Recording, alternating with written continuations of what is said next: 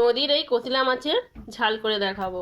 তার জন্য কড়াইতে তেল দিয়েছি, তেলটা ভালো করে গরম করে নিচ্ছি। মাছগুলো কড়াইতে দিয়ে ভেজে নেব, ভালো করে উল্টে পাল্টে লাল লাল করে ভেজে নেব। সবকটি মাছ ভাজা হয়ে গেছে, তুলে নেব। এবার ওই একই তেলে আমি প্রথমে রসুন দেব, তারপরে কাঁচা লঙ্কা, এক এক করে সব কিছু দিয়ে আমি মশলাগুলো ভালো করে কষিয়ে নেব। তারপর দেব লবণ, তারপরে হলুদ গুঁড়ো, লঙ্কা গুঁড়ো, এগুলো দিয়ে ভালো করে নেড়ে কষিয়ে নেব। তারপর ধনে পাতাগুলো দিয়ে দেব, দিয়ে এখানে আলু আছে, আলুগুলো দিয়ে দেবো, সেদ্ধ করা আলু দিয়ে এটাকেও ভালো করে কষিয়ে নেব। ভালো করে কষিয়ে নেওয়া হয়ে গেছে, এবারে আমি অল্প করে জল ঢেলে নেব।